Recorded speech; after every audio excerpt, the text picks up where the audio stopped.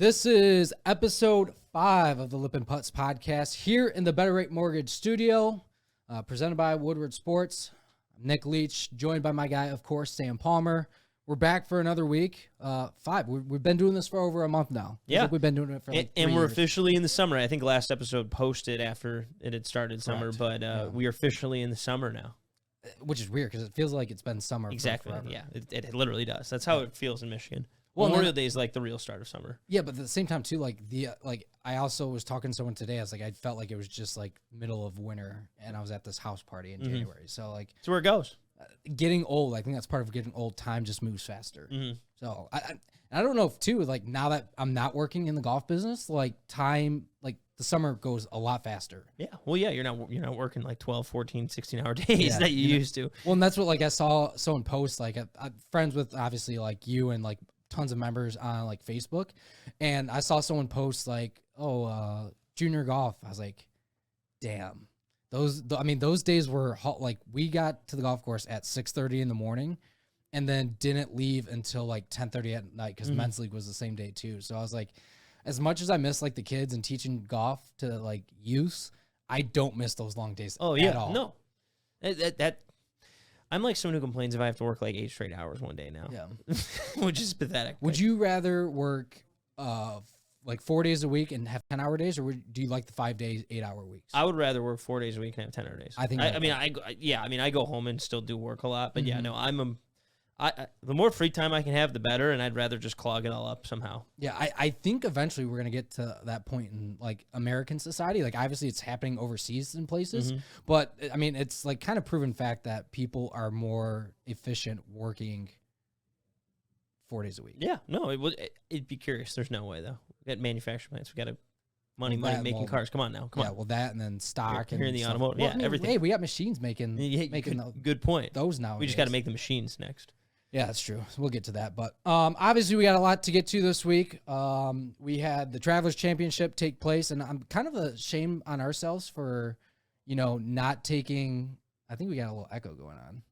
I don't hear any echo. Oh, do we got no echo? All right, we're good.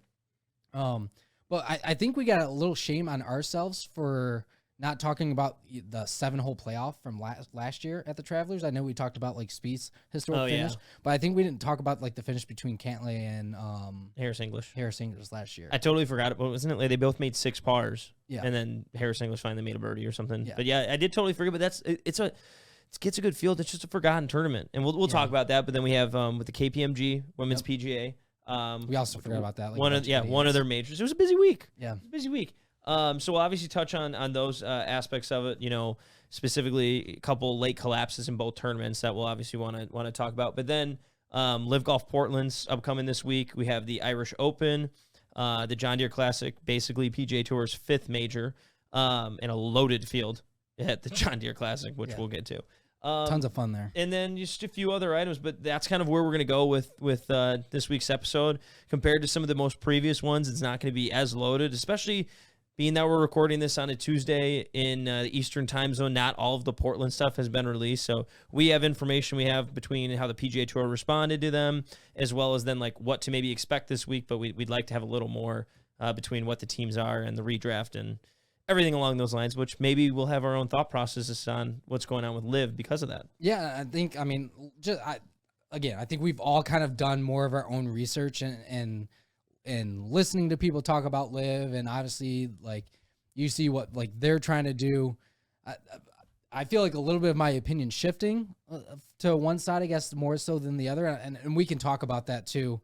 Once we get to that point. But I think we probably want to kick it off first and doing a quick recap on the Travelers and the Kpmg Women's PGA Championship from this weekend. So obviously the Travelers Championship, which was, to me, it was a weird event to begin with. Like you had guys up at the leaderboard at the first and at the end of the first and second round that weren't really around on the weekend. Well, yeah, Xander was always there. Yeah. But like Rory was the guy who I think was tied for the first round lead. He's played a lot of golf. And so kind of got, but like we're bearing the lead. Xander Schauffle gets his 6th career PGA Tour event, first win since 2019. He obviously had the gold medal at the Olympics, right? Which isn't considered one of those PGA Tour events.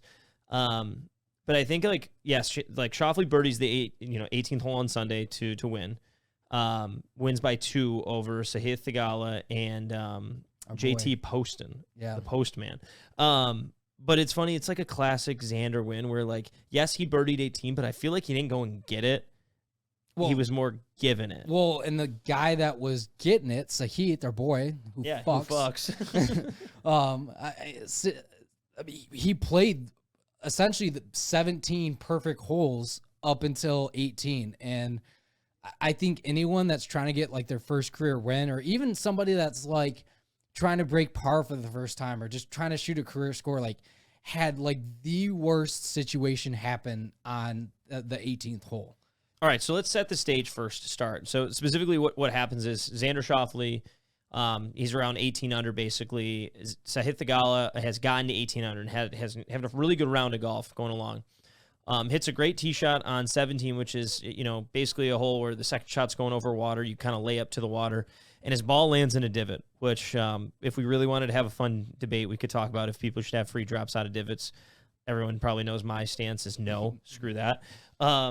But specifically what happens is Sahith Theegala hits a phenomenal shot over the water into wind. You're in a divot, so there's a lot of things that can happen. You can either forehead it, you can chunk it. You really have to compress the ball to hit it right, which can lead to those chunks. When you're going over water, tied for the lead on 71st hole, it's a bad break that you get being in a divot, and then he executes it, hits it 13 feet. Awesome golf shot, makes the putt. Now he's 19 under with the lead.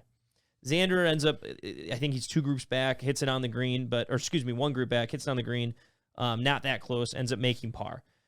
Theegala on 18 goes and hits this tee shot, which everyone's hitting driver there. He's only got a 1-shot lead. You're still going and trying to win this tournament. Yeah, you got to keep the foot on the pedal. You're not trying to lay up on anything, which I know Faldo was ripping on him for.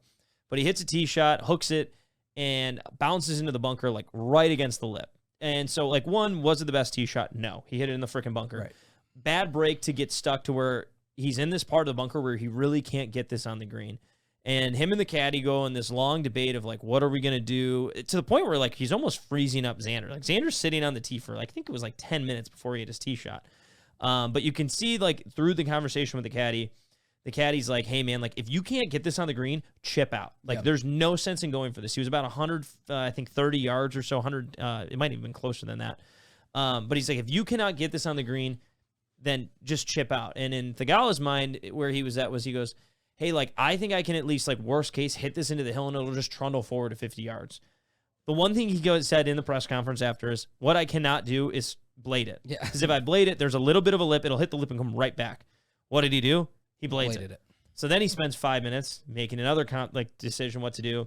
Basically chunks it up to 85 yards out. Hits a really good 85-yard shot to 10 feet. Lips out the putt, makes double bogey. So you're like, all right, Xander, a par wins it at this point.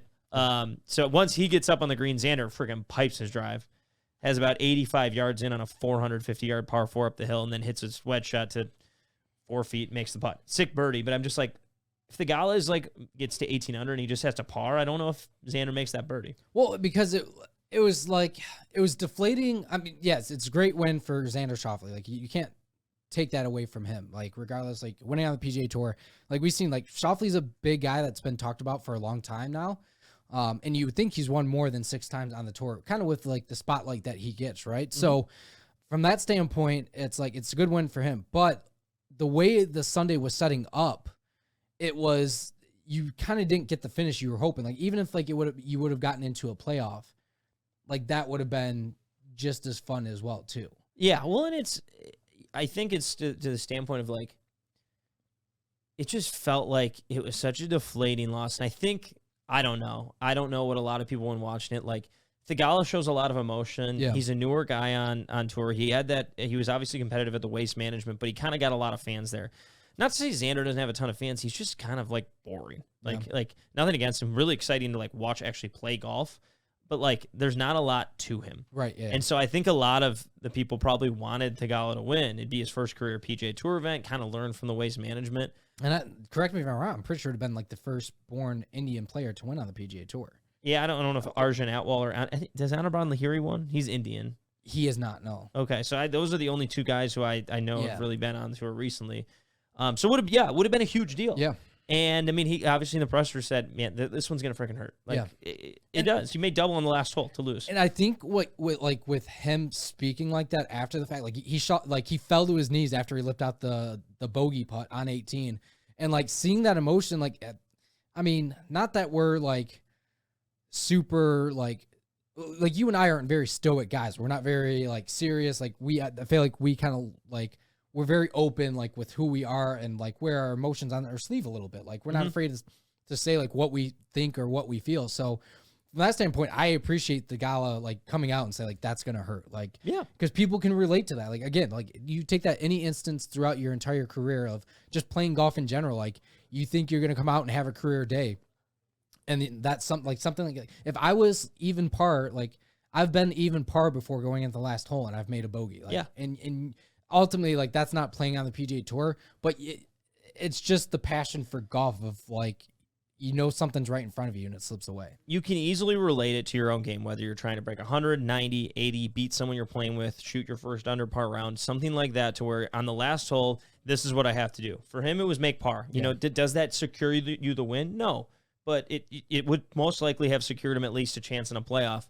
And to make double bogey, it's a learning experience for him. This one is going to hurt a lot more than the waste management because I think the waste management, he hit good shots on, but like this one, man, you could tell like the caddy, and I think he's a good friend of Sahith's, like he was pissed. And it was like, dude, like make bogey, at least make him make birdie to win and like put that pressure on him. Like that 4-footer maybe is a little harder if I have to make it, but Xander, I mean, like it just, and I don't know if he was able to see everything going on, but it felt like he kind of handed that to him and stuff like that. Yeah, well, and I think what plays a big part of it too is like, yes, like winning a major championship, it's like, but there's nothing more life-changing than winning for the first time on the PGA Tour.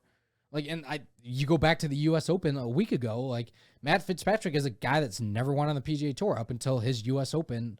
And then so like for Sahith, like that, like again, you get, especially with the way, like, especially with the LIV Golf right now, and the PGA Tour doing everything they can to make sure they're taking care of their players, like you automatically get that 2-year exemption, which on a tour now that's bringing all kinds of, or amping up their money that they're paying out. Like it's a big deal to win on the PGA Tour because golf is kind of in the spotlight right now. Yeah, no, exactly. And he's a guy who, like, when it comes to like marketing the new stars for the PGA Tour, that's a guy who I probably would want to latch onto. Like obviously he has to keep up the good play, but like, I know a lot of people maybe don't know who he is, but he's like 23, 24-year-old from Pepperdine who recently graduated, and we'll get into talking about like young guys coming up on the tour, but he's someone who's been able to get status pretty quickly.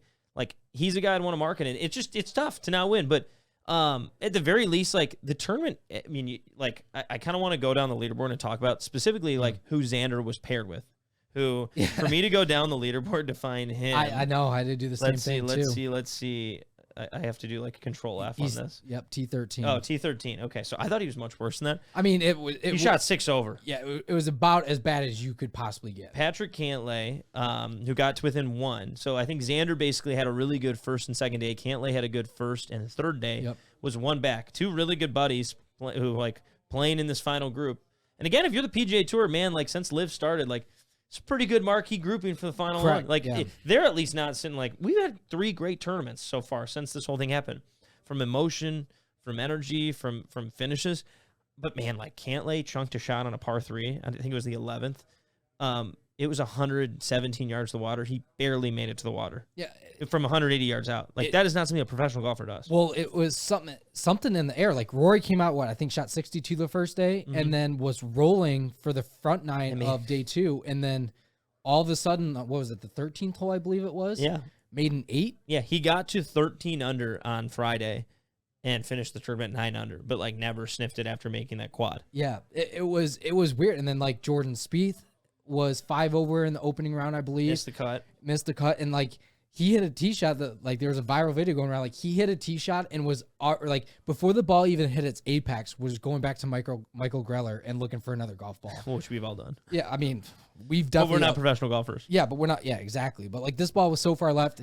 Like there's houses on the golf course too that these guys were hitting balls like at people's houses. Like it felt like very normal, but at the same time too, like the winning score was at 19 under par. Yeah. Exactly. And so then JT Poston had like a good final round, but like never sniffed him. He's a guy who like he'll have a few really good weeks and like miss a ton of cuts. Right. But big weeks, like we're getting to the point now where like some of these no-name guys, they have a big week. It positions them well for the FedEx Cup, which keeps you with security card. But then kind of going down, so you have Poston, Thigala, who tied for second.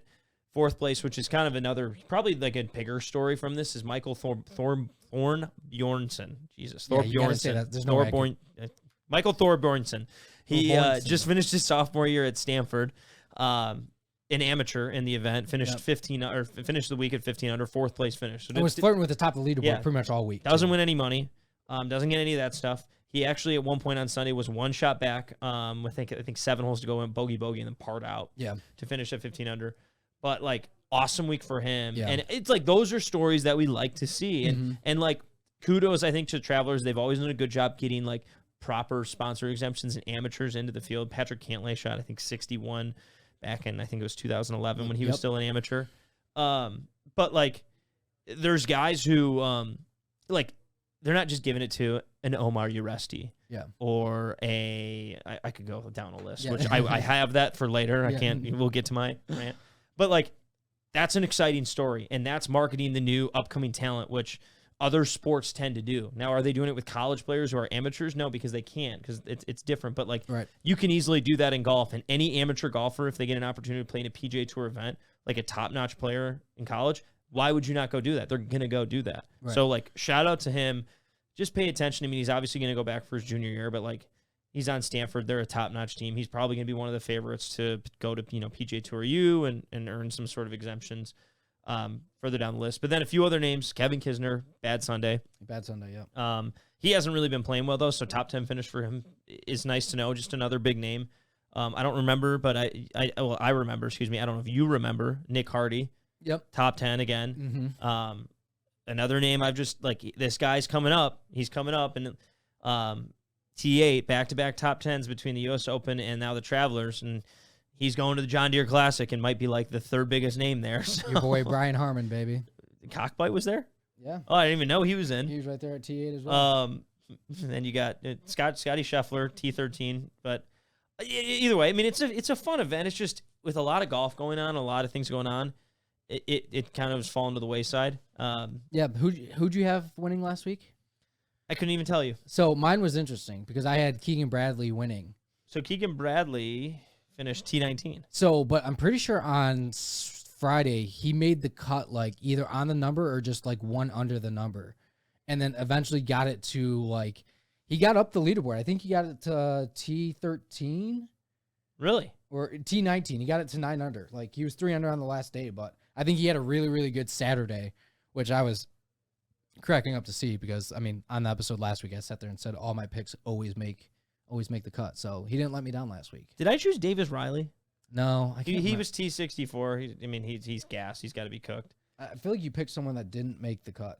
We can go back and check the tape. You know what? I actually think I picked Nick Hardy. Oh, you did. Okay, yeah, you did. I knew I was hyping him up. So we'll just go with that. If that's wrong, whatever. I think the only other thing I really want to talk about from this tournament is. I know it's not like the way it actually meant to come out, but the way that it'll be forgotten when Jason Kokrak joins the LIV Tour. Yeah.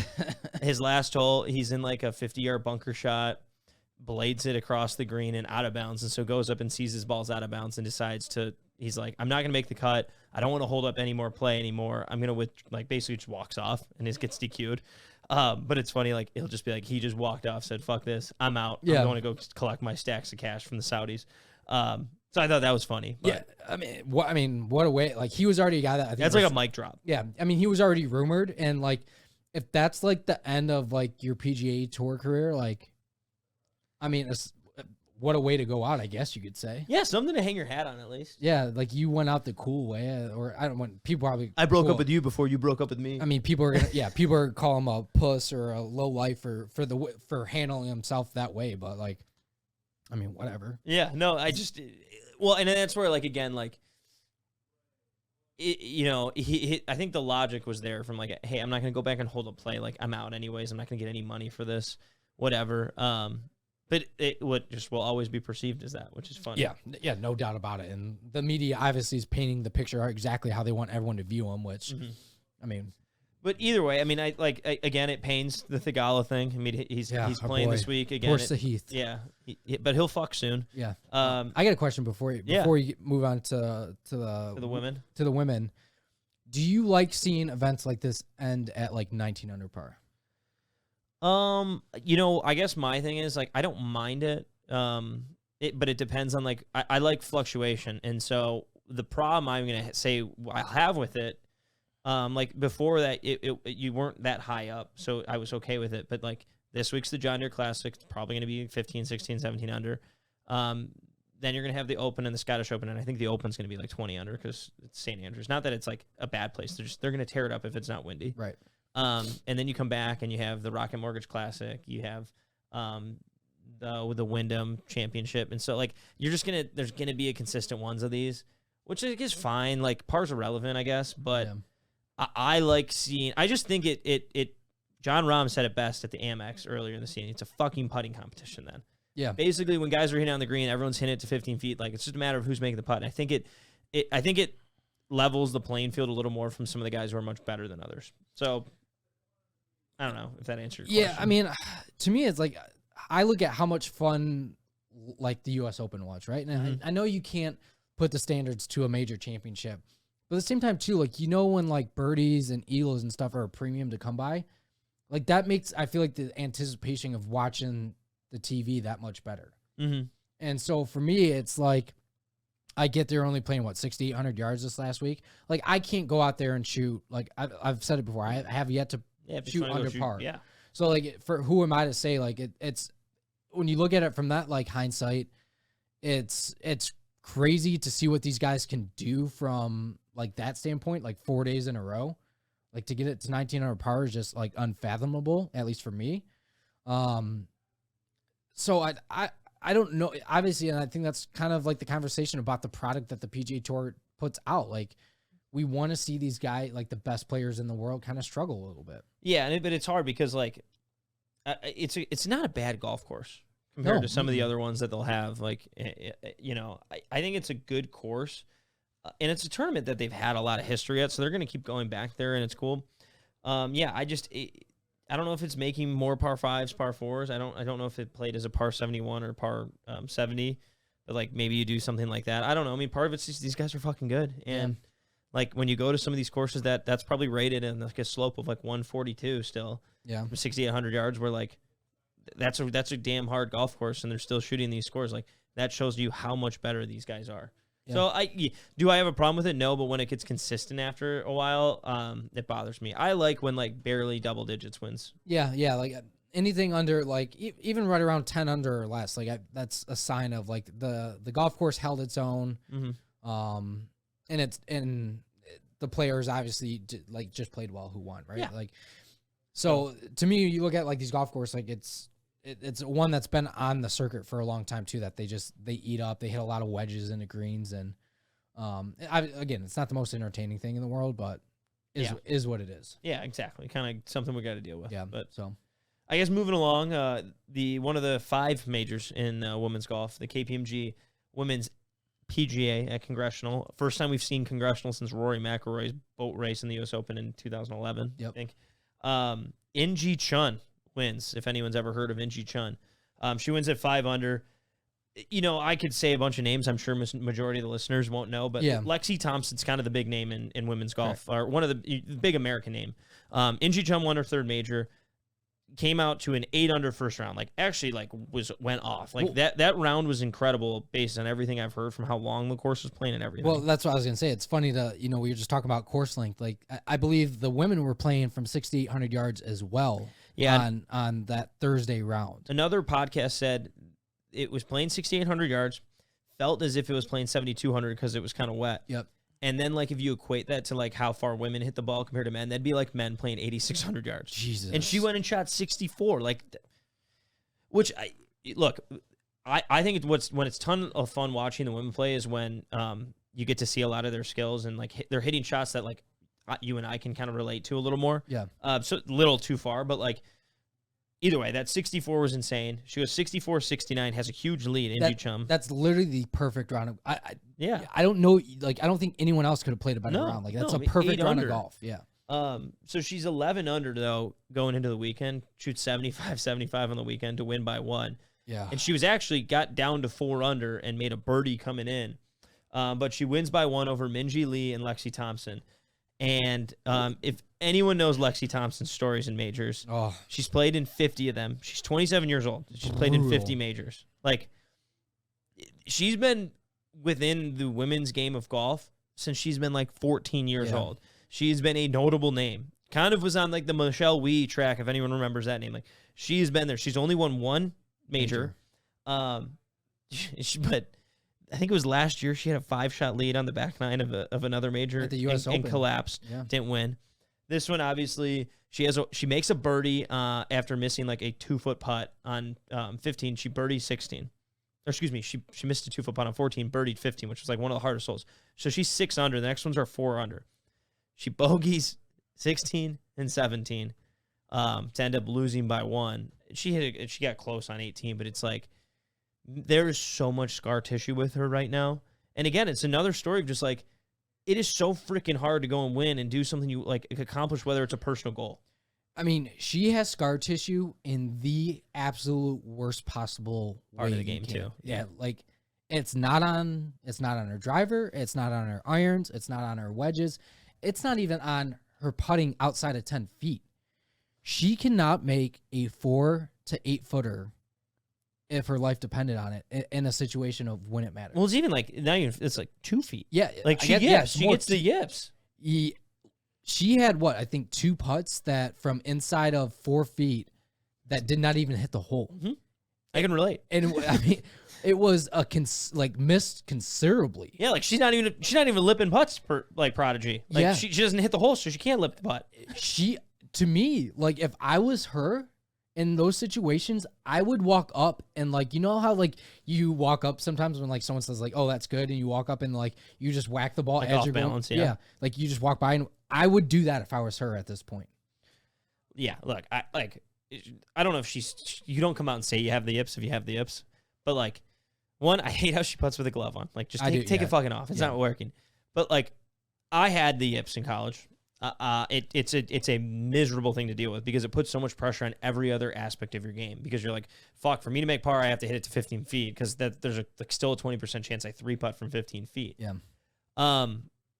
I've done some crazy things. I close my eyes on putts inside 6 feet. Still to this day, I've gotten over it, but there's times if I putt poorly, I close my eyes because it's just complete feel then. Yeah. Wow. So I close my eyes.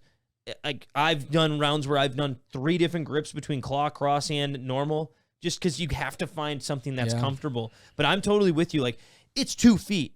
You're missing a lot of these 2-footers. At some point, just walk up and hit it. It's not going to get any worse. Yeah, I mean, or even like, I've putted sometimes, like, I've putted better with a wedge in my hand. Like, we just kind of like. Take a 3-wood.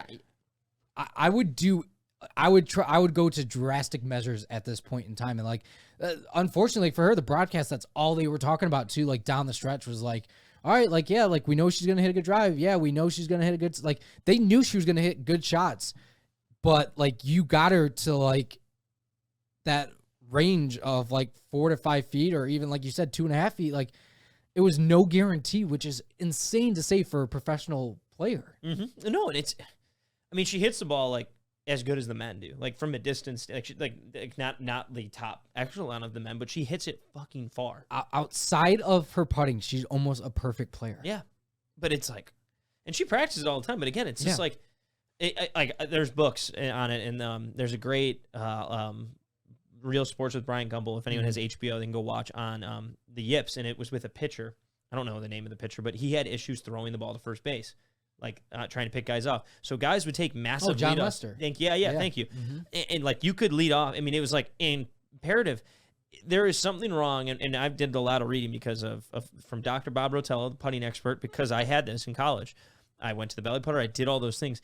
Your yips are literally, there's so much stress and pressure you're putting on yourself subconsciously that you lose consciousness for like a split second. And the yip is you like regaining it and basically like waking up from, I mean, again, it is like a millisecond or 2 milliseconds. And that's what causes the jerk. Like, because you're that there's so much pressure that you like lose oxygen and actually pass out for a half a second, or not even a half second, less than that. Like that is what it is. So whether or not she actually has the yips, wow. But it literally, it's something that I'm apologizing to anyone who ever has to deal with it, because like even me talking about it right now, I'm speaking it into existence for myself. Yeah. So, the last putt I hit, I kind of yipped. So kill myself. Oh yeah, don't do that to yourself, Sam. That's bad news. But I don't know what like necessarily like when I have like bad putting days, and I mean I've had an issue with the putter this year. But to me it's like it's all like fundamental shit. I don't look at it from like, to me it's not like yippee. It's not like holy hell, like I'm not like fearing. Like there's been times like fuck, like you just missed it. Yeah, you pulled it. You pushed it. Yeah, I pulled it. To me, and I figured out a little something. I actually played on Sunday, and figured out something like actually if I stand straighter up and get my hands closer to my body, like I roll the ball better that way. And I actually kind of hopefully figured out this putting thing for me this year.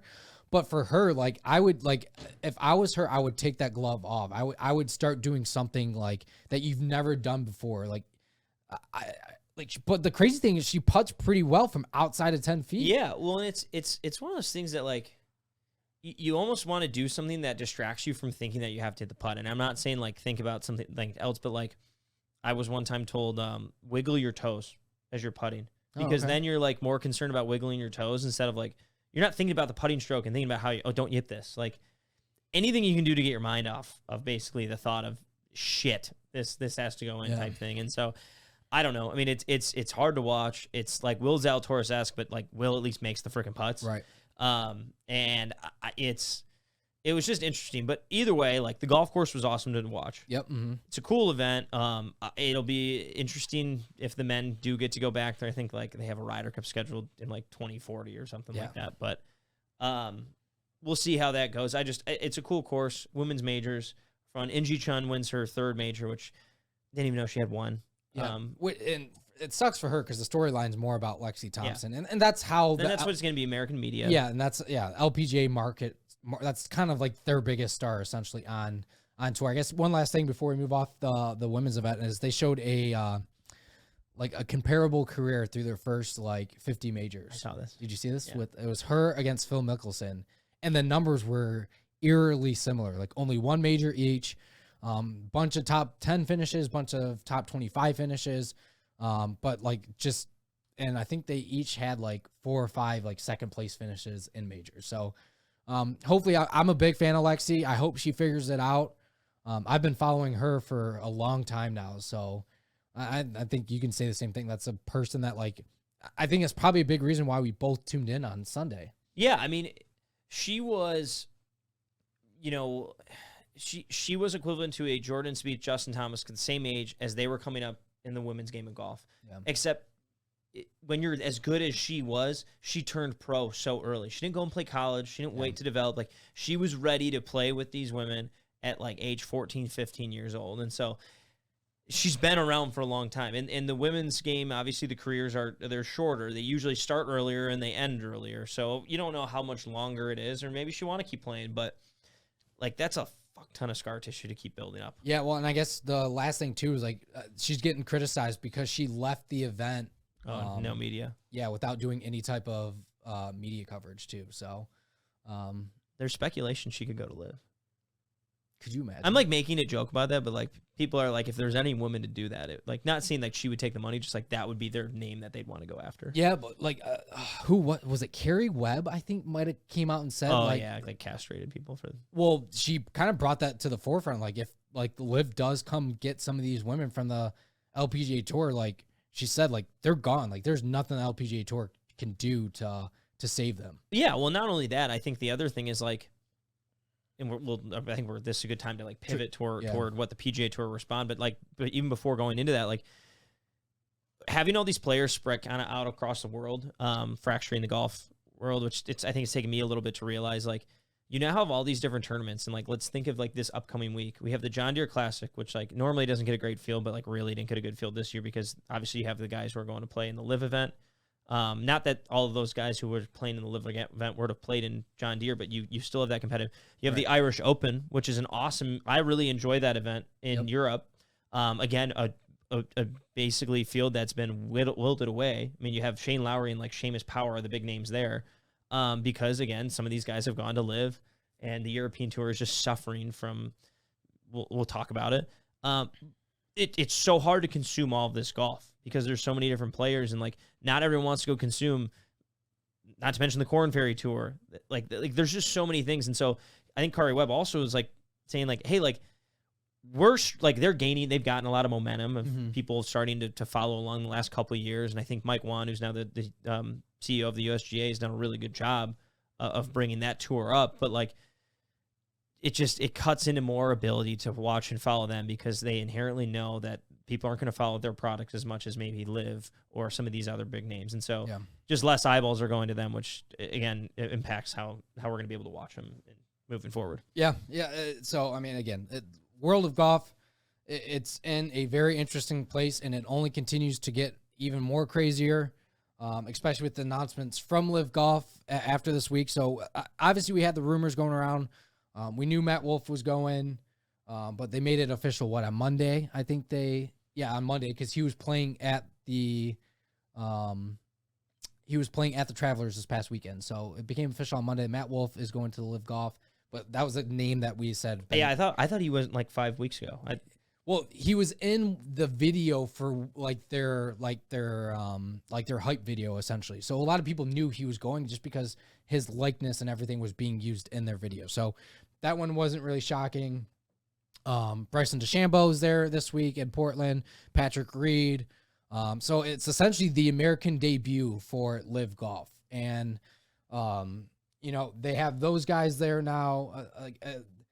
I guess where do you want to start with this? I guess is the private thing. Do you want to preview this? Do you want to talk about the guys that left? Do you want to talk about PGA Tour's response? I think where it's good to start is let's go through timeline of we recorded this episode. We knew the PGA Tour was going to be making a response on Wednesday, which was when we released our episode. They had that players meeting when we were kind of recording, and there had been stuff that had been leaked, but not everything officially yet. Then we knew the European Tour was going to respond, which the big question was what is the European Tour going to side with Saudis? Which I almost think we talk about that stuff first, and the PGA Tour's response.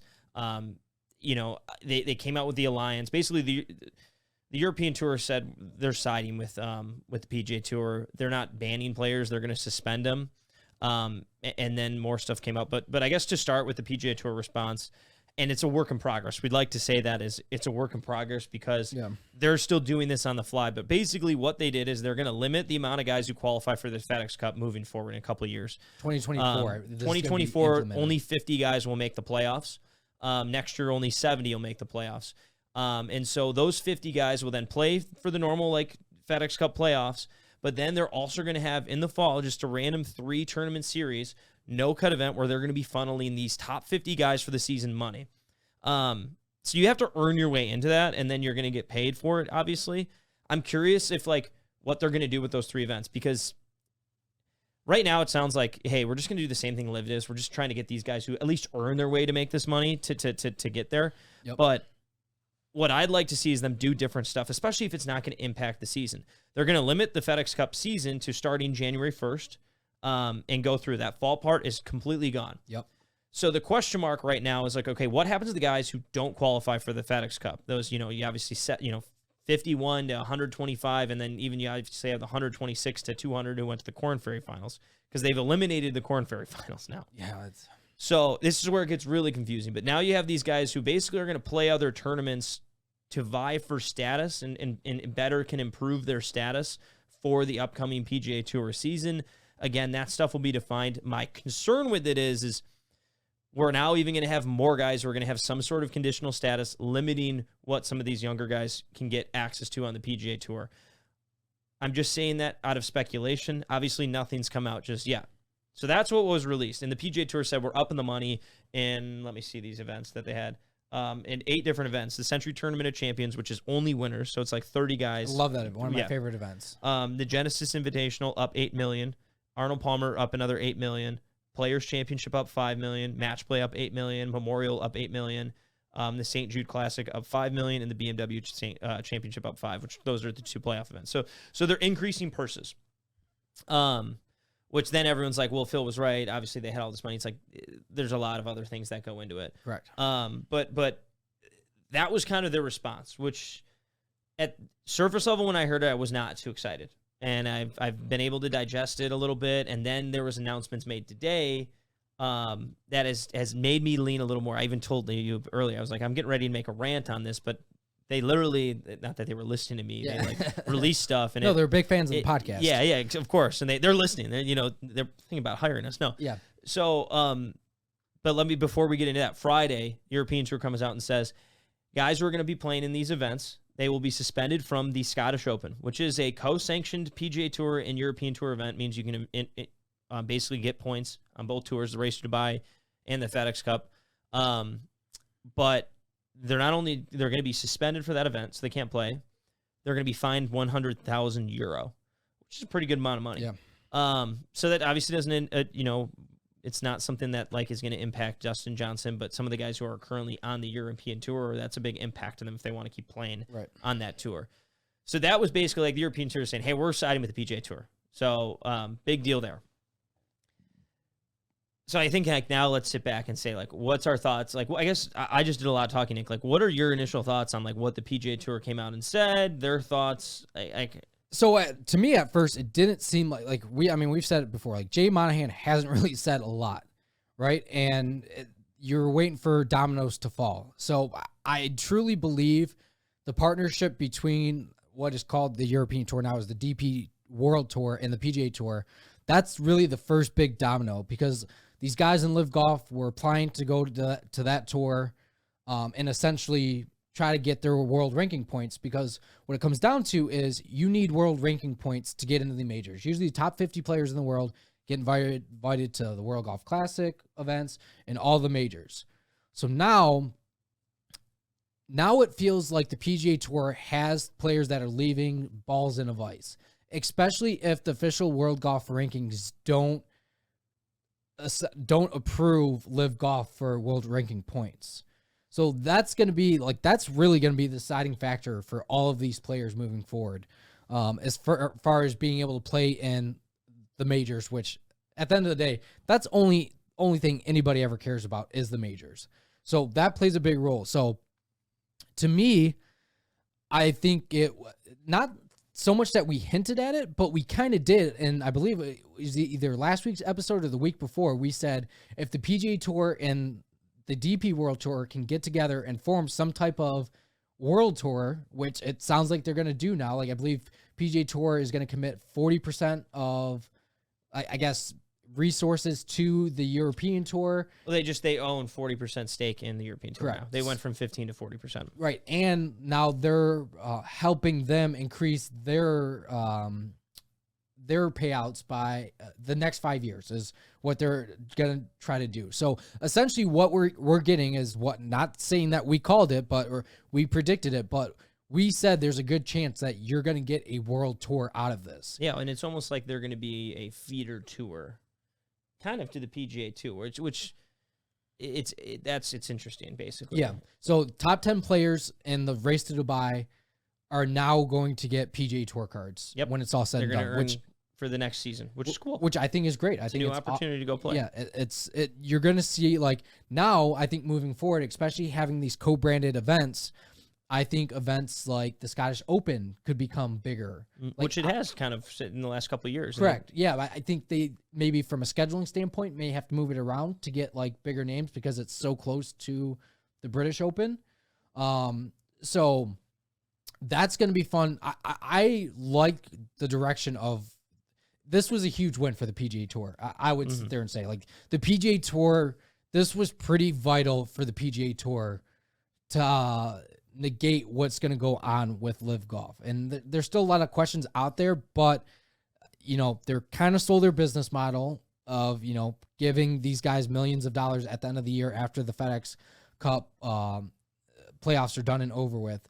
So for me, not necessarily that the guys that stayed have to thank guys like Dustin Johnson or Phil Mickelson or anything from that standpoint, but things just got a whole lot better for the guys that are now staying. Yeah, no, exactly. And I think that's what, like, a lot of the players been like, what's the incentive for us to freaking stay, basically? And it's a different tournament versus exhibition type thing. I think where we're going to see like the big thing or challenges, or I guess my concern with this, and I'm not playing devil's advocate, but I kind of am, is these co-sanctions events, basically. The week of the Scottish Open, there's also, I think it's like the Barracuda Championship, which means players on both tours can play in either one. Obviously, the Scottish Open is going to be the premier field, and then you're going to have this second-tier tournament. Similar to like how the Puerto Rico Open's a second-tier tournament compared to some other ones. Like, that's what it basically means with these co-sanctioned events. You're going to have the top ones and the bottom ones, which I do like that. I think in surface level, it could be a really good idea for more of a world tour. Hey, we're going to include maybe a tournament in Australia, maybe a tournament in Japan. I don't know how they're going to exactly do that, but I'm curious how it will all kind of intertwine with each other, because the top 10 players in the race to Dubai now will earn a PGA Tour card. Which is odd, because like how I almost thought it was going to be is like, this is another kind of like, when I hear that, it's more of another feeder tour to the PGA Tour. We're going to have, because I think we talked about it on the last podcast, there's like 2 tours on the PGA Tour. There's the sick play, like the really good players, the Rorys, the Justin Thomas, the Jordan Spieths, and then you have like the no-name guys who are playing in the John Deere Classics and these different tournaments, and there's a distinct different type of player in it.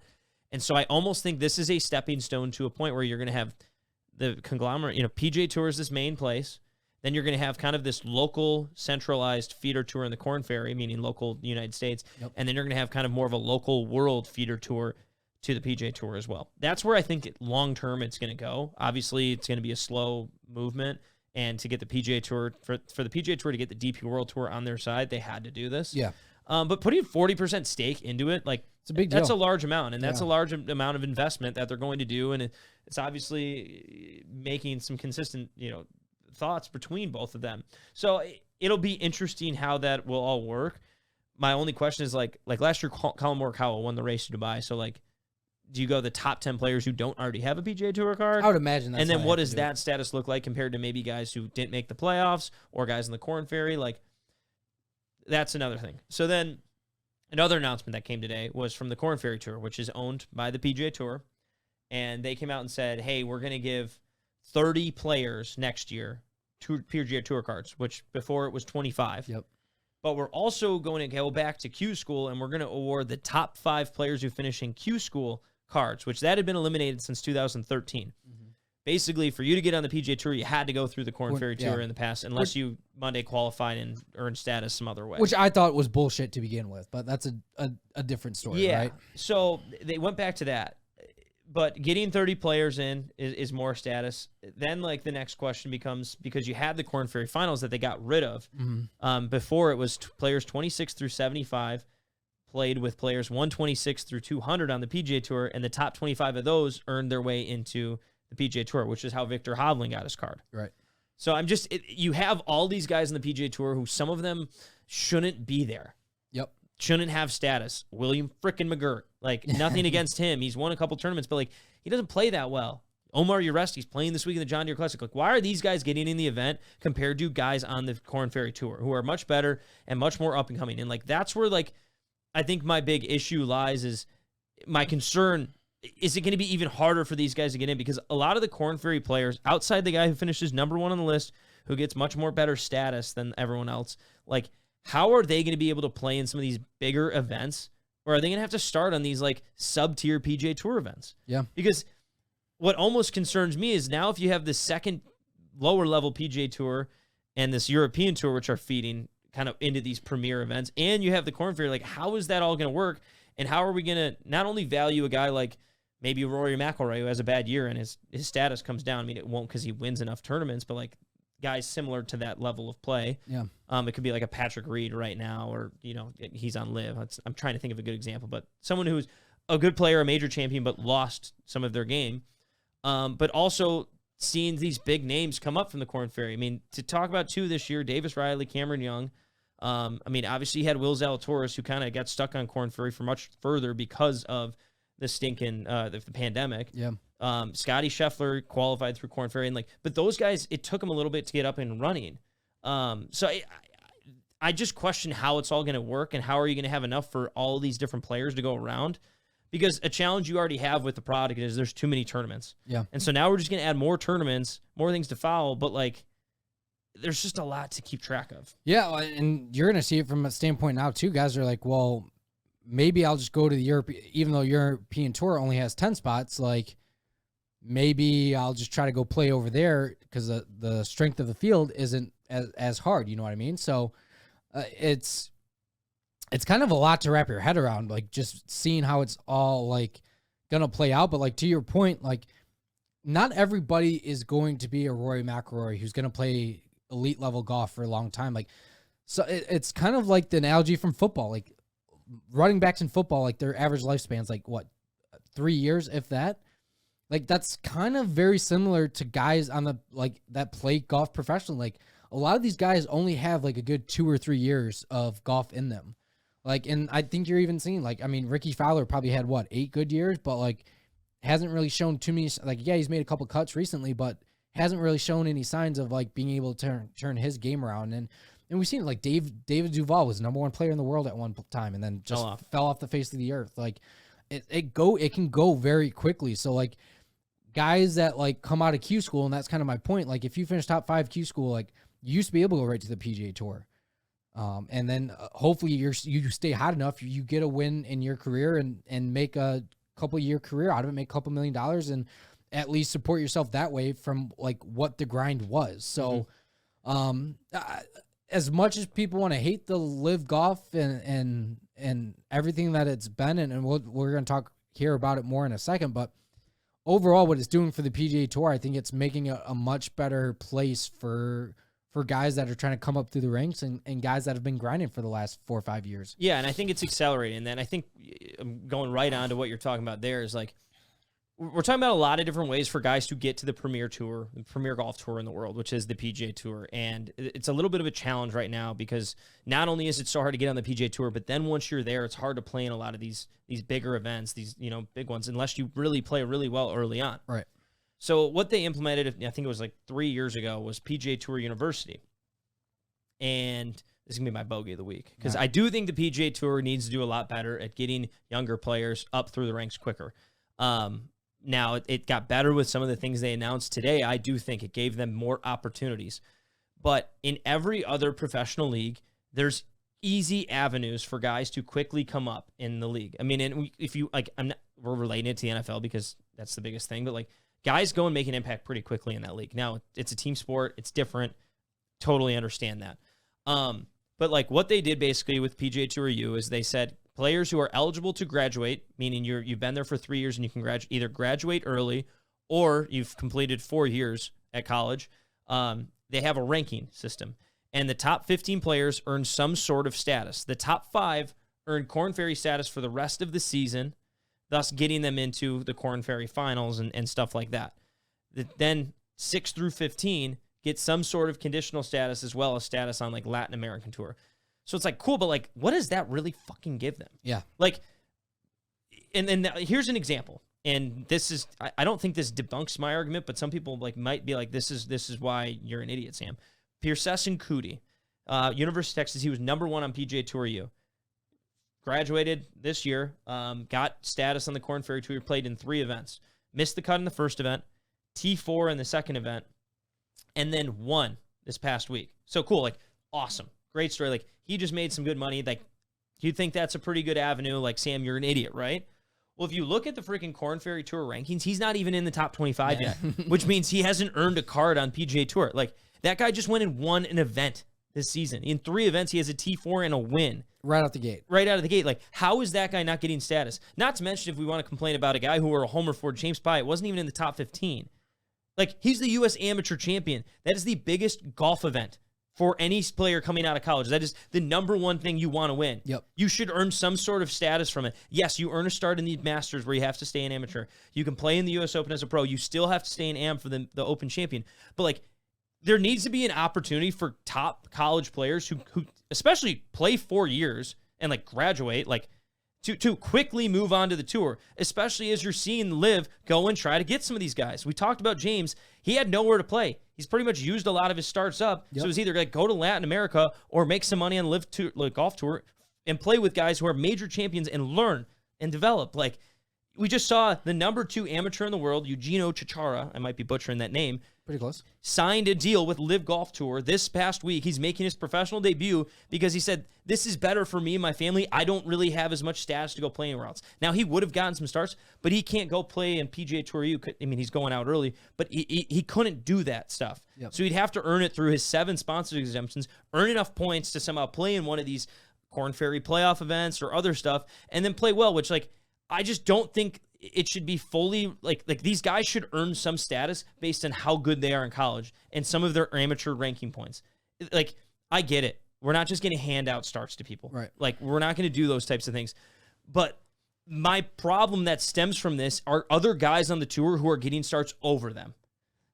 I talked about Omar freaking Yoresti. I'm going to keep saying that name, but I'm going to, like, in a second, pull up a list because I'm going out a little bit of a rant. I've even got, like, I've got the list of guys, and I'll read some of the names off here to you. And these are guys that we've heard on the tour for a long time, like, that have honestly have had, like, a tough career. And, like, and not to take shots at, like, any of these guys, like, yeah, they've played decent amount of golf for a long time, but, like, Doc Redman, yes, he won the U.S. Amateur years ago. He finished solo second at the Detroit Rocket Mortgage Classic here in Michigan. But what has he done since then? That's not even like a guy who I have as huge of an issue with, because I like to talk more about the young guys. I'm fine with, and, like, but you're right. That's a guy but he's earned his status on the tour, at least through Monday qualifying and everything like that. Right. If I look at I'm just looking at true strokes gained data for the whole for the field this week in the John Deere freaking Classic, to mention some names who are playing in this event this week. John Senden. He's been on the tour. Like, he was on the tour for a long time. Like, that guy has no business playing in a PGA Tour event this week. William McGirt was playing last week. It doesn't have really any business. I mean, he just got T18. I get 1 week, but, like, let's see the young guys come up. Like, all these guys, like, Bo Van Pelt was playing a ton last year. Kevin Stadler, Matt Every, Brian Davis, John Merrick, Ricky Barnes, Sean Stefani, like, David Hearn. Why are these guys playing in these events over Pierceson Cootie and some of these guys, college players who are now turning pro? Give them starts. Yeah. Give them value. Like, that's the problem. Tommy freaking Gainey. I just saw his name in DJ Trahan. Like, these guys that were on the tour and, like, they were, like, kind of journeyman guys 10 years ago. And because they've played so many events and earned some amount of money, they still have this status. Like, that doesn't work in the NHL or the NFL. Like, oh, hey, you know, you've played enough games, Drew Brees. And that's, like, not a good example because he's a Hall of Famer. But, like, you've played enough games here, so we're just going to give you more starts as, you know, more games when you're 45 years old. And, again, I get it. It's different than golf. Yeah. But, like, I don't see any reason why we're giving these guys starts over other people. Not to mention their medical exemption standpoint, which, like, it's a good thing that they have these things, but there's just so many ways for guys to retain their cards and status for way too long that these young guys do not have opportunities to go anywhere and play. And that's why they're going to start losing more and more to this LIV Golf Tour.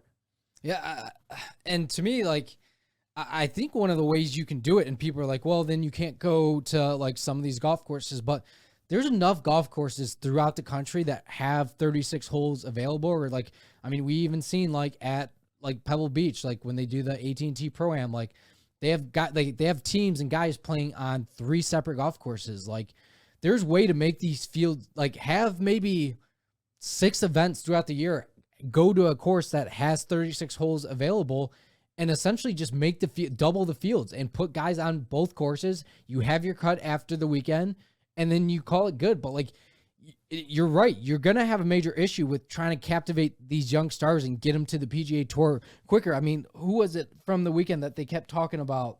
Where'd he go? Cole Hammer. That's a guy who I want to see play more. Yeah. He should be playing over fucking Ben Crane this week. Right.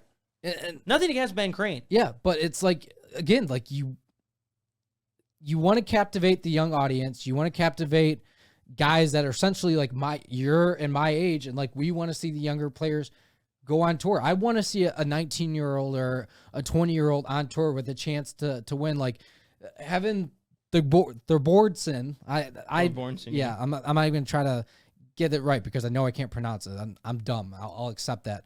But, like, having him in the hunt, like, the fans loved that this weekend at the Travelers. They were eating that shit up. He goes, I've never heard a crowd that loud for me ever. But like people like stories like that. So why wouldn't you want to try to capitalize on a story like that? Exactly. So, all right, I'm going to go through two guys, two players I want to go through, just their stats of like the recent years. And I'm ripping on Ben Crane just because I have him pulled up. He's played in 7 freaking events this year. 1 was on the Korn Ferry Tour, the other 6 on the PGA Tour. Their events, the Bermuda, the RSM Classic, the Pebble Beach Pro-Am, Puerto Rico Open, Mexico Open, and RBC Canadian Open. He has made 2 cuts, including a miscut in the Korn Ferry event. Finished 63rd in T67. Last year, played in 2 events, missed 2 cuts. The year before that, withdrew, missed 2 cuts, had a T45, T61, and T18. Like, why is this guy still playing on the tour over Cole Hammer or over other people? Now, I'm going to go try to find my guy, Omar Yoresti, because I mentioned his name 100 freaking times this podcast. Yeah, ricochet shots to Yoresti. I know. But, like, I mean, that guy, he plays in the PGM championship. Professional, you're a guy who is a teaching pro. Like, that guy who played on the PGA Tour was stealing starts that avenue. Why are we giving this dude status on the tour? I have no problem with the age. Like Steve Stricker, I'm all for playing because he's won this event a bunch of times and he's actually a good player. Yeah. Omar Yoresti is 54 years old. He's like played in Champions Tour events. He's played in 2 PGA events, missed both cuts this year. Last year, played in 5 PGA events, missed both all 5 cuts. In 2020, played in 3 events, a 66th place finish, 2 missed cuts. By the way, the 66th place finish was at the Barracuda Championship. Like, no one cares about that. In 2019, a T71 and a 74th finish, 2 missed cuts. Like, I don't see why these guys are somehow able to stay in playing in these events over the young guys. And that's where the whole problem is. Yeah. And that's where hopefully they're figuring that out. And again, I think they haven't come out and said those things because I think they're still dealing with those aspects because they don't know them yet. They're obviously doing this really quickly, but like that's what the PGA Tour needs to do immediately is give these guys avenues to go make starts, even if it's the Korn Ferry guys. It doesn't have to be just college players, like top-notch Korn Ferry players. Like they need to have the ability to quickly move up and move on to the PGA Tour so we can see some of these young guys quickly make it. Yeah, and I think that's obviously going to be the next phase in all this, right? Because eventually, like the big stars from the PGA Tour, they're going to stop leaving. They're like, apparently you're going to hit, like the LIV Tour is going to hit their peak of guys that they can get, right? So what's their next move after that? You have your guys that are signed on for a certain amount of time. Like, all right, now we have to start going at like Cole Hammer. Like they're going to look at the PGA Tour or college golf and see like who are the up and coming names and that people are focusing on. Like, hey, you want to come over here for $20 million? Like it's better than grinding the next 2-3 years on the PGA Tour or Korn Ferry Tour with no guarantee that you're going to make it to the PGA Tour. Yeah. Like Pierce Sesson-Kuti, I'm literally looking. He's 31st on the Korn Ferry Tour's money list. And I get it. He's only played in 3 events, and people might be like, well, he's not played a full season yet. It's like, dude, he's won and had a T4. Like, at some point, look at a guy's skill set and give them more opportunities. And, like, if I'm him, I mean, he's been very adamant. He turned down opportunities to go play at LIV. He had a pretty lucrative offer because he said, I'm going to bet on myself. And lo and behold, it probably is going to work. He's probably going to play his way into the top 25 on the Korn Ferry Tour. But, like, he shouldn't have to take a spot from a guy on the Korn Ferry who played the full season there.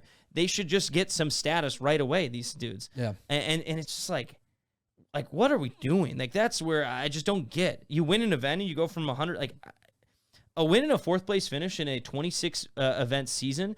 Well, I feel like you could miss the cut in all the others. You should probably make it. And he hasn't yet. Yeah, well, I mean, same time, too. Like, he's only played in 3 of the event. Like, so 2 out of 3, like... Yeah. That's pretty good batting average as far as top 10s go. Mm-hmm. So I don't know. And it's a system that I think they're obviously going to work on figuring out. But, like, it seems like it's really hard to make it on the PGA Tour. And then when you do and you're these 25 guys, especially if you're, like, let's say 15 through 25, your status is shit again. Like, you're stuck playing in a lot of these crappy events, the B events of the week where, like, you don't even earn as many FedEx Cup points. You might be thrown back down because other guys have starts over you. It's just... It pisses me off, and I think that's where they need to really transition things. And based on some of the things they said, it sounds like they're doing that. Yeah. And I challenge them because I know they're listening to us here. I challenge them to really find a way to get the younger stars access to the PGA Tour quicker. Yeah, I think you've kind of said it best, and like, I guess you could say like we're the advocates for the younger players that are up and coming, like the college players. Like, this is like something that I don't think has been brought to the forefront enough about wanting to see these guys. But like, it's been I think 4 or 5 years now. Like Maverick McNeely was a guy that was either debating going to medical school or I believe at the time was a top ring amateur in the world, and he debated like what did I wanted to do. And that's a guy, like, he was playing high-level golf, again, 4 or 5 years ago, and then, lo and behold, you haven't heard much from him ever since. So, but, like, who knows what happened? Like, imagine he played a couple PGA Tour events when he's playing some of the best golf of his life. Like, confidence is high. Confidence is key in this game. So, it's definitely, I believe that's going to be the next phase of the whole LIV Golf and PGA Tour drama. But before we get to LIV Golf in Portland this week, since you did just give your bogey of the week. Yeah, sorry, it was a big rant. That's all right. And I just want to add one more thing. So I'm looking at like James Pike, because he was, like I said, he was 28th on PGA Tour. You really didn't have a chance toward the end of the year to earn any sort of status on Korn Ferry. His U.S. amateur win has no impact on these things. I'm looking at like how he earned points and everything, and I'm going all the way back to 2021 and some of his college events. There's no U.S. amateur event. Like, it doesn't make sense to me. That is the biggest event for college players, for amateur golfers. Yeah. That is if you ask a college golfer, what's the one event you want to win? It's the fucking U.S. amateur. Like, how does that not get him some sort of status or access? Or at least, hey, I could pop off in the U.S. Am and suck the rest of the year. Like, cool. Like, at least it gives me an impact there. Like, I'm shocked because he's getting status, or he's getting points from his finishes in some other events. It doesn't make sense. So, I don't know. I'm going to get off my high horse here. Move on. You asked for my birdie of the week? Yeah, birdie of the week. I got to look. I got to go to Pittsburgh this past weekend. Got to see my brother's new place. So, big pivot here. We're going to swizzle back. But I get to see a lot of old friends that I hadn't seen, guys who I had played golf with, guys who were in my fraternity who I hadn't seen in 4 or 5 years. So, it was just nice catching up with a lot of them. Like, nice. Everyone goes to weddings and they get to see people, but like these were dudes who, when you go to college and you go to college in Pittsburgh and you come back to Detroit where not a lot of people are from, you start to lose touch with them. So that was a lot of fun seeing them again, and it'll probably be wait until another wedding to see most of them, but that was my birdie of the week, nice. to make a pivot to more of a brighter note. Nice. No, that's always enjoyable, and it's kind of like, it's funny that that's your birdie of the week, and obviously like we don't really talk about this while we're doing it.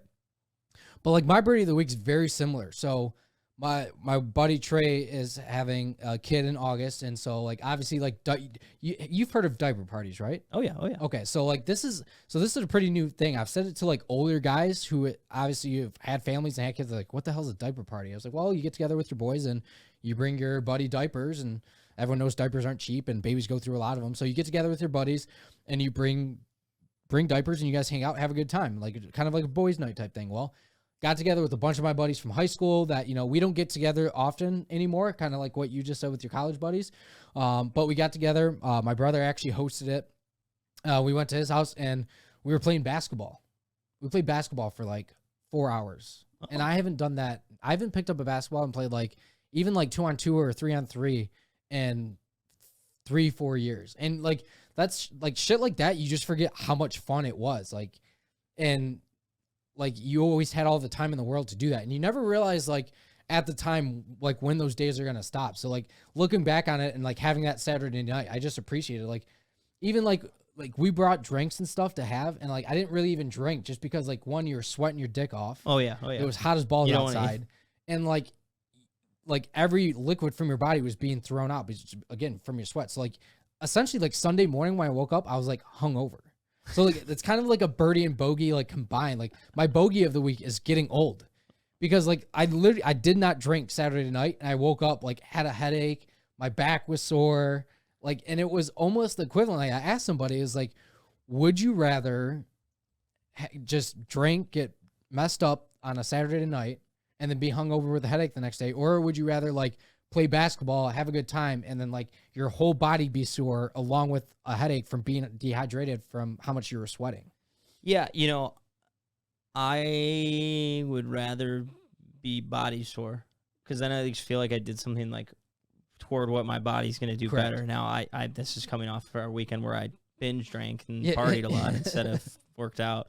and I've had a summer of a lot more doing one or the other there, and it's not working out. Yeah. But no, I think there's an insane, like, getting older, hangovers suck, and being able to feel much better the next day feels incredible. And so, yes, like, you sometimes don't even have to do anything at night where you just wake up, like, sore as hell. Get your ass whooped in your sleep. Yeah, like someone kicked your ass or something was beating you up. So, no, I'm all for that. And, yeah, I you know, it's hard because it depends on, like, what your group of friends like to do. But, like, playing basketball and doing those types of things is a lot of fun. Now, just don't tear your ACL or something. Yeah. You'll be good. That's the one thing. But I think that's where I'm leaning. Yeah, well, I mean, so, like, and then you start to, like, obviously, like, you're out there playing. Like, I was out there playing for, like, 3-4 hours. And then you start getting, like you feel good. Like, essentially, you're winded, like, the first hour, I say. But, like, once you keep playing, you, like, essentially, you get a runner's high almost. Yeah, oh, yeah. And then you feel young again. So, like, I can actually touch rim on a 10-foot rim, like, shockingly for my size and skin color. But, like, not that I dunked, but, like, I went up with a basketball, like, and kind of, like, laid it in, but, like, then grabbed rim afterwards. And then, like, essentially, like, was trying to dunk. And then, like, I had no business doing that. Like, there's no reason. Like, that just, I know I was sore. Like, my calves were sore the next day. Like, my fingers were actually sore from just grabbing onto the rim. And it's just, like, you get, like, essentially not, like, you get, like, a shot of, like, being a 18-year-old all over again, but essentially that's what happened on Saturday night. So that was my birdie. Waking up Sunday, realizing that I'm almost 30 now, was my bogey of the week. Yeah, but I'm a big fan of basketball. I play a lot during the winter, so I'd say keep doing it. Yeah, well, that's why I want to, like, just make sure you stretch. That is literally the group chat with the guys afterwards. Is like, I can't move the like, next day. Yeah, they were like, I feel like I got hit by a bus, blah blah blah. They like, and I sent them texts like, we need to do stuff like that more often, and they said yes, but we also need to stretch more often as well too. Mm-hmm. So, great weekend with the boys, and glad you had a good weekend in Pittsburgh with your boys. Yeah, so. No, it was a lot of fun. So I feel like I was young all over again. All right, well, so we talked about our picks last week. I think what we want to really do is preview a few different items. You know, I don't know if there's a ton more to talk about with the LIV. I mean, we briefly mentioned they're still working on selecting the teams. Matt Wolff, Carlos Ortiz, and Eugenio Chichara. He's making his professional debut. He had a 2-year deal. Carlos Ortiz, a guy who's not been playing well in the PGA Tour, good buddies with Abe Answer. Like, obviously, it seemed like a guy they were going to go get. Yep. Also went. But a lot of these guys, I believe, are signing deals. So it'll be interesting how this all works. You know, like, they clearly went after some guys who have international stardom. Yep. And, like, people in America might be like, who the hell is Carlos Ortiz? Well, he's the second biggest player from Mexico. So that's a country that if people who are following golf, like, they follow Carlos Ortiz. Right. But they're guys who have not been playing well lately. Yeah. So it'll be interesting. I'll be curious to see how some of these guys do at the Open. The Open came out and said they're going to allow them to play, which I think we all expected. But I guess, what do you expect? There was a lot of backlash, not backlash, but just a lot of direct questions at the first LIV Golf event. And now you have some new players. You're in Portland. There's been the people of Portland who've come out and said, like, they're not happy it's here. So what do you anticipate this event, one, will be shown to us, like the broadcast, yep.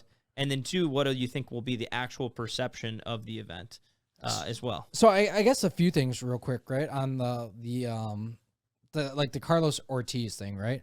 And obviously I don't know what he got from a money standpoint, but you look at it and they're grabbing prominent names from other countries now, like not just the United States. And you look at that and it's like, you know, the whole thing is like sports washing. It is trying to essentially make Saudi Arabia look like a decent country because have this golf league now. Essentially, that's what the whole sport washing thing is being discussed. And when I see stuff like that, to me, it's just like, okay, like that kind of confirms that's exactly what they're trying to do. They're trying to get other countries involved as well. Like, they know, like Mexico doesn't have a big group of guys on the PGA Tour. So, like, all right, let's grab a couple guys from there, bring them our tour, and now we look like heroes to Mexico because we're paying their players to come do our tour, and they appreciate them for being over there, like PGA Tour. Like, so not necessarily that LIV Golf's trying to get Mexico to turn on like United States, but from a perception standpoint, this is what a lot of the anti-live people have talked about with the sports washing. So, and I know that's kind of a lot to take in, but a few people that I've listened to talk, a few things that I've read, and it's, you know, it's like, how come no one's come out and said that they're just taking the money? And I think the person that's done it, and Bryson just did it today again, and pretty much said the pros outweigh the cons. Yep. And that's more or less verbiage for saying, like, I don't think, like, I believe LIV Golf is saying to these guys, like, hey, this is what you have to say.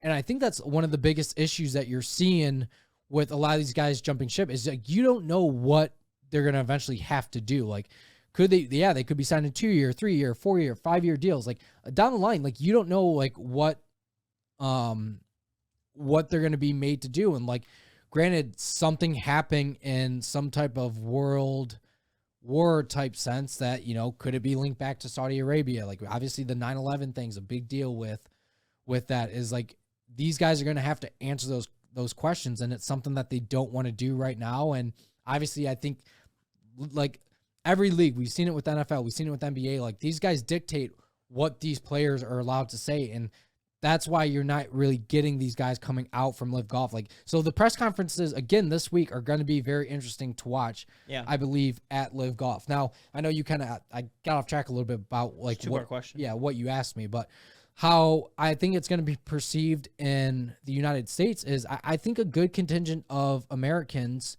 are on the PGA Tour side, especially like older Americans. So I think Sergio came out in his video today, obviously said they were going to change their team name and stuff like that, but he's also offering discounted tickets.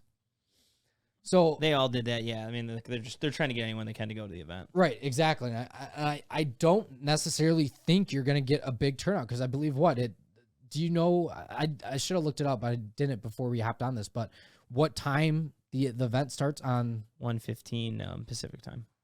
Yeah, so eventually, like, on Thursday and Friday, like, those are a lot of guys that are, like, a lot of people are still going to be at work. Like, I don't know, like, to me, I'm not going to take off a Thursday or a Friday, maybe a Friday afternoon. Maybe. Yeah, like, I'm golfing both afternoons. Am I going to watch now? Yeah. Like, I mean, I might tune in if I get home. I think my big thing is more like, is there going to be people, like, protesting outside Pumpkin Ridge? That's kind of what I'm like. And like, we're talking about, if we want to call a spade, like Portland, Oregon, very liberal place. Yeah. Compared to other places around the country, which is probably, you know, the more liberal, the more you'd say be against a lot of what this fund and the Saudi government represents. And so I'm curious if there's going to be issues with that. And then is, like, on the YouTube broadcast, which again we'll have to watch, like, are they saying, like, oh man, the fans have showed up in droves, they've been loving this action? Like, I don't know, because here's where, like, my whole thing stems out on is, and we've talked, like, I think there's a difference between how the international players and countries maybe look at this compared to Americans. And specifically, a lot of the media that we consume is driven from American media. Right. So not saying what they're doing is right, but I'm just saying, you know, guys like coming from Mexico doing this, or some of these other players, like, even they've talked about, they've rumored South Americans, and you obviously got South Africans and some of the guys in Europe. I don't think that level of hatred toward that government is as high as it is in the United States, right, wrong, or indifferent. And so that's where I find it interesting that, like, their first place they're going to the United States is in Portland. Yeah. Which, like, if you wanted to be, like, smart, maybe, I mean, they're going to go to a couple other courses affiliated with you know, Donald Trump. Like, that might have been a place where they would have had protection. I heard on a podcast that they said there's a chance he might be showing up this week. I doubt it. I don't know. I mean, I wouldn't be surprised. But at it's the same time too. Yeah. Yeah. It's just because now we're getting political. But I think, like, I'm curious what the perception is going to be. And I mean, we have a lot of events this week between the Irish Open, the John Deere Classic, and the LIV one. If you were asking me what's the one I'm most intrigued to watch, if the Irish Open was at a different golf course, it would be that. But it's the LIV Golf event. I'm more intrigued in watching that, especially just to see what happens. Yeah. You know, am I going to feel like something from it? I don't know. I'm probably not. Yeah. Well, again, you look at the players that, I mean, you do have Patrick Reed, you do have Bryson DeChambeau, you do have Dustin Johnson. Like, you have like, this is like, out of all the fields that are playing this week, this is honestly the most prominent field out there. Yeah, no, I mean, this is, if you're talking about like strength of field, this is much, much stronger, I think, than, I'm just saying that off the cuff. I mean, the John Deere has no top 50 players in the world. Right. I don't even know how many top 100 they have in it. And the European Tour, like we talked about, they had Shane Lowry and Seamus Power. Like, outside that, especially to the casual golf fan, no one's not going to know who. I think the only other one's like Fitzpatrick will be over there. Is he? Too. Oh, yeah. Alex Fitzpatrick, his brother. I know that. I think Matt might be over there too. Okay. Because I listened to an interview or something he did last week too, and he said that was one event and he was getting ready to go over there. And play, So we'll see where it goes. I mean, I don't know. The teams are switching up. I looked on the website because I'm trying to find information. Like, hey, it's fucking Tuesday. The tournament starts Thursday. Trying to find information of like what teams are everyone on. How is this all working? Like, they have the final event's going to be like a 12-team match play thing. But like, if the teams are switching every time, like, how the fuck is that going to work? Yeah. And again, I think they're working out the kinks and they're clearly causing havoc to change things the way the PGA Tour are doing. But like, I clicked on James Pyatt just to like see what they had in his player profile, and it listed him at 0 feet 0 inches. Yeah. Like, it literally looks like I created a website for like my buddy's golf trip and forgot to finish half of it and just said screw it. Like, it's like they went to GoDaddy.com. Yeah. Which they might have done. I don't know. But they could have just a team somewhere like, hey, set up this golf website for us. Like, to me, it doesn't seem like LIV Golf has everything, patented out yet. I mean, we can definitely say that. I'll be interested to see if fans aren't going there to heckle players like a Bryson, like a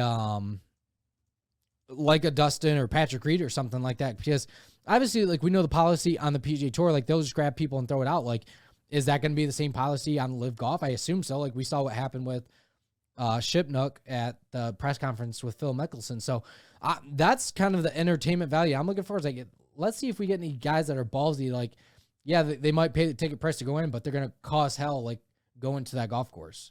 Oh, yeah, no, exactly. And I need something crazy like that to happen. Yeah. Could you imagine, like, if you get a group of protesters, like, yeah, we'll come, like, pay tickets, and then all of a sudden they just go sit, like, you get a group of, like, 30 people, like, on a green and during the middle of a play? Because it's a shotgun start, so, like. But now, old saying, like, any PR is good PR. Yeah. Like, everyone will be talking about LIV then. Right. So, like, if I'm LIV, I'll be like, yeah, like, that would suck and slow things down, but, like, it's clearly, like, making something, there's some emotion coming from it, whether it be good or bad. And I'm not saying, like now watch, we're going to start conspiracy theories that, like, they're going to pay people to go protest to do that. But, like, they will be all over all the news outlets, not only ESPN, but, like, CNN, MSNBC, Fox News, like, everyone will be talking about this. Yeah. And I could already tell you what Fox News will say compared to others. I kind of hope it happens now just so we look like genius, or people. We called it. Yeah, or people put the tinfoil on the head. Yeah, or people are gonna think we're like the rebellion leaders, like Lippin Putts Podcast, like in charge of the PGA Tour rebellion. Yeah. Against LIV Golf. Exactly. Yeah. We should come up with a name for the crew that does that, but we'll come up. We'll brainstorm those. But either way, like, if you want to talk about the John Deere Classic, weak freaking field, man. Danny Berger withdrew. Yeah, kind of a nightmare situation for the PGA Tour, right? Like, especially with the LIV Golf event going on this weekend. Yeah, so Danny Berger, top 50 player in the world, withdrew this week. He was by far the highest ranked player. Another player that withdrew, Davis Riley. Davis Riley's just played a shit ton, so I think he's tired. Berger cited, he tweeted out, gutted, I won't be able to play at the John Deere Classic. Like, hey, sorry. I've seen speculation of him maybe going to LIV Tour, but he cited a back injury, so I don't think he's going to go this week. That field's set. I truly think he's had two other withdrawals where it's been because of this same back injury, so I don't want to start rumors, even though I just kind of did by saying that.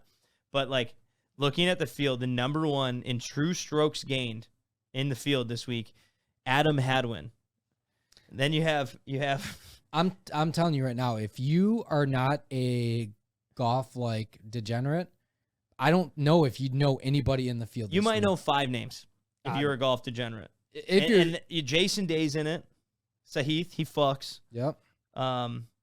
Webb Simpson, he's a major champion. Jason Duffner, baby, look at that. Yeah, another guy. Like, why is he there?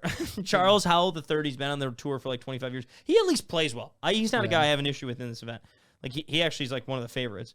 But, like, it's a tough field, man. It's rough, and, like, I'm just continuously going down. Zach Johnson, Jonathan Bird, Ches Reavie. Like, I mean, it's not exciting. And I don't know. I like the only exciting thing I will say about it, you could argue, is like these guys who are outside the top 125. This is a big week to earn. You know, the winner gets 500 FedEx Cup points. Yep.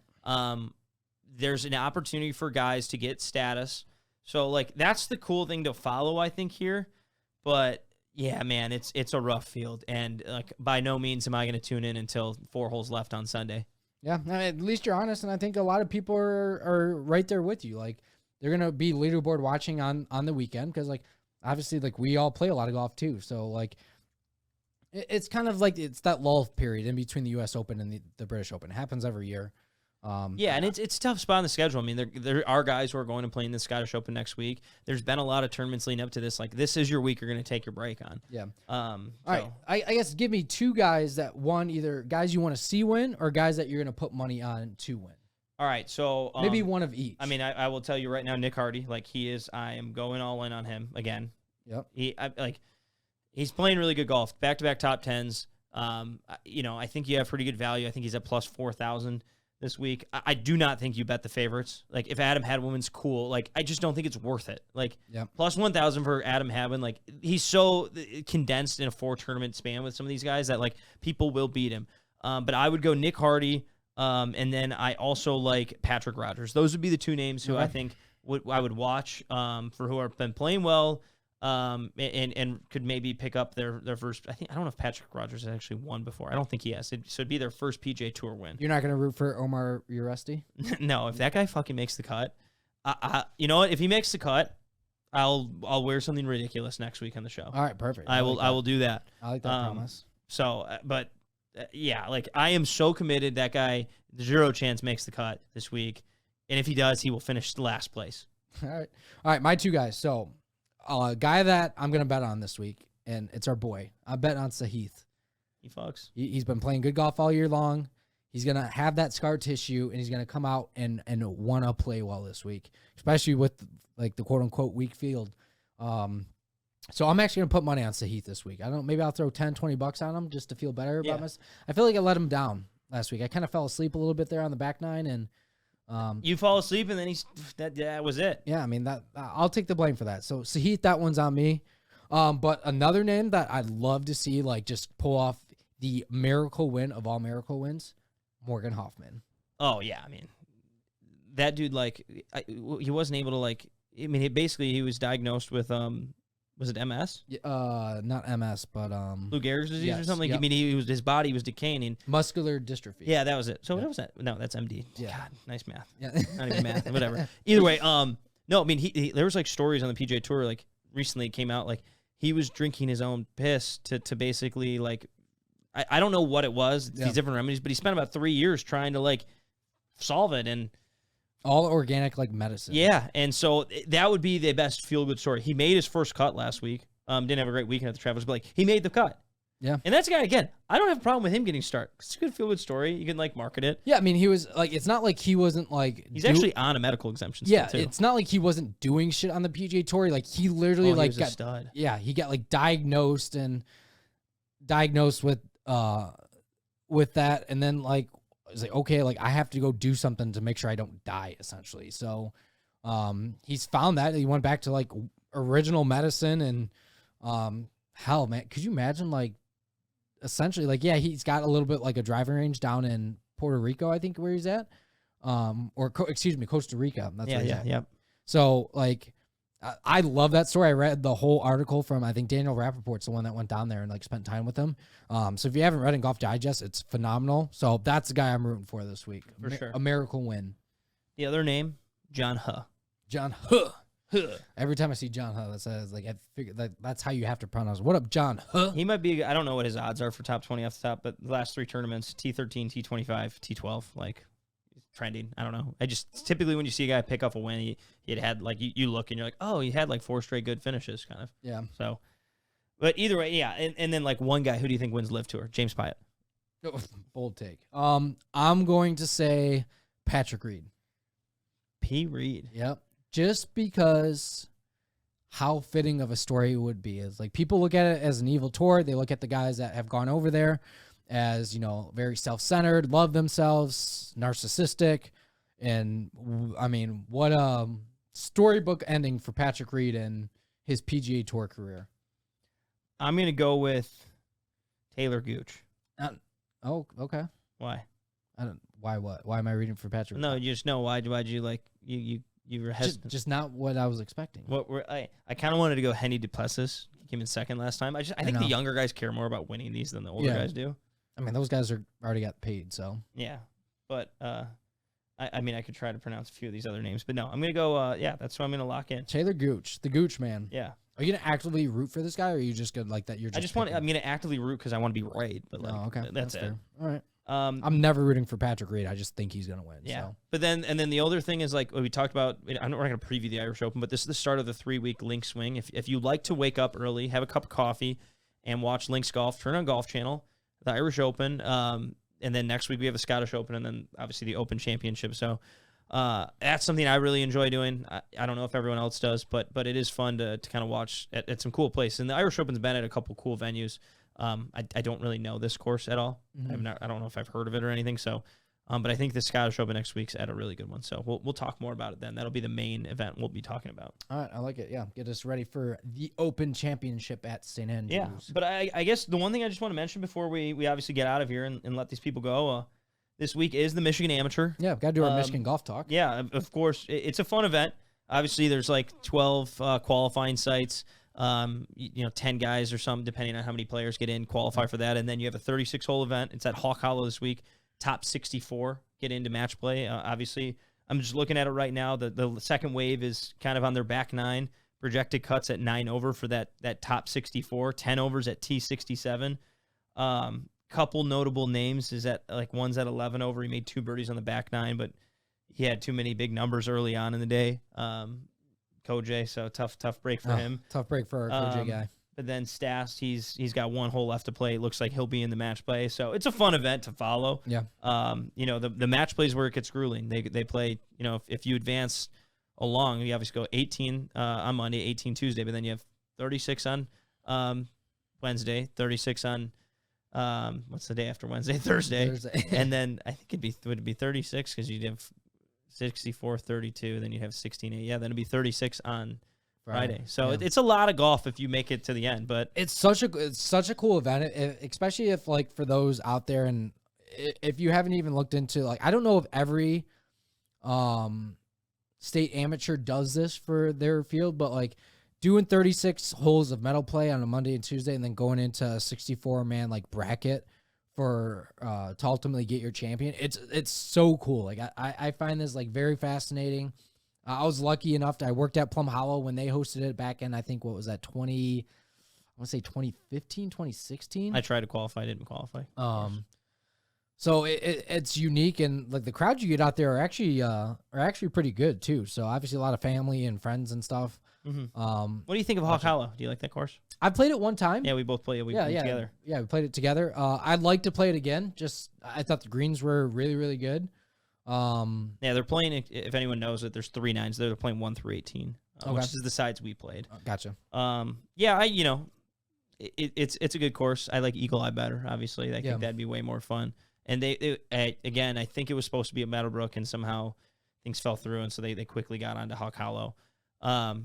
But they've had it at Boyne, Heather. I mean, they've had it a lot, usually really good venues before. So. I do like that it's not like all the way up north or something. Like I do like when they keep it in the Metro Detroit area too. So and I think they usually, I don't know what the rotation typically is, but I think they kind of do a Lansing, a Detroit, a West Michigan, and then the North. But go to like each, I could just make that up. Well, there's 4 sections essentially in in the Michigan PGA. So you got your East, West, North, and South.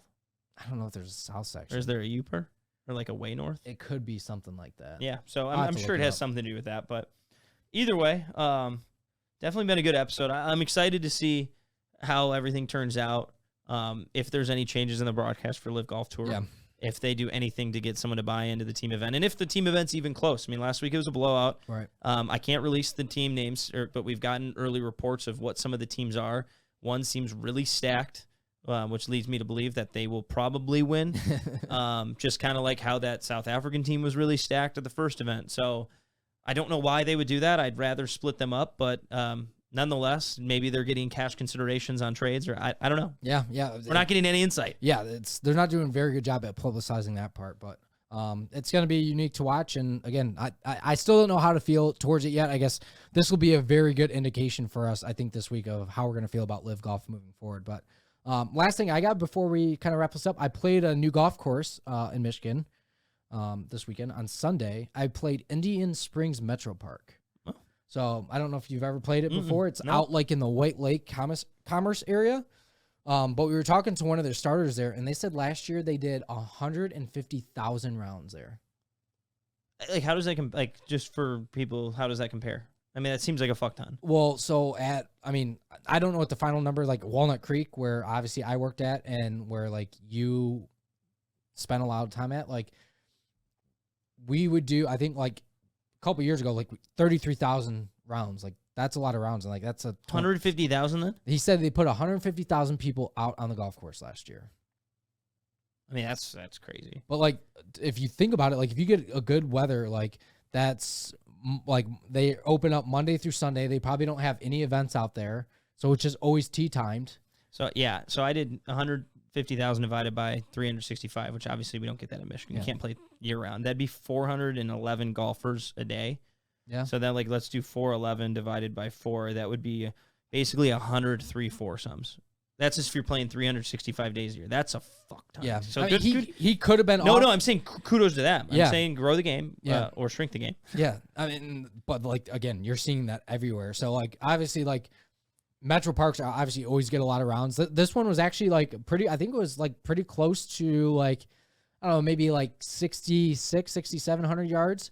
I'm working on a little bit new move in my backswing, like trying to get that club closed at the top and working on a different turn. So, my game's not exactly there. I had some instances of like good swings that like, it's work. Like my ball sounds different. Like we've talked about that before, like I'm compressing the ball finally. But like the snap hook left is definitely there right now, which is, is what it is. I didn't really go out there expecting to play well, but I was excited to at least play a new golf course. Yeah. So I think I'm actually going to write a blog about it, do a course review. Where was it? You said it. Where was it located at though? In between like kind of like White Lake, I think technically of where it was at. So out near like White Lake Commerce area. So it wasn't bad. Like $42 on Golf Now. So you couldn't beat the price. We got out there at like 8:17 in the morning. So that perfect deal on a Sunday morning. Like I rarely ever play on Sunday morning. Mm-hmm. So usually too hungover. Yeah. Too hungover. I was working in the past. So definitely check that out if you're looking for a new spot. The greens were great, like kind of old traditional, like a lot of undulation, so they can't make them too fast, but they rolled pretty true, which I liked a lot. So love it. That always plays that's always a good indication of what kind of like public course you're getting is based on the greens, I feel like. Yeah, my whole thing, and then this is going to sound snobby, so maybe we should cut this, but we're not going to cut it. No, like for me, I've been, fortunate enough to play a lot within really nice condition golf courses growing up. Whenever I go play, what people consider like public courses, as long as the greens are, I don't care how anything else is manicured. It doesn't have to be nice. I just want the greens to kind of roll okay.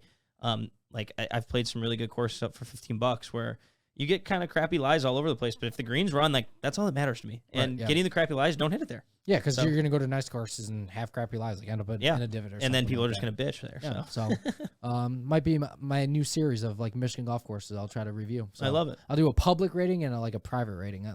There's a you got to have it skewed, yeah. So we'll do that. But I think that's all we really got for everybody this week. Yeah, official news. Stas finished 6 over, so he's T31. He'll be making the match play. Right. Shout out to Peter Stassinopoulos.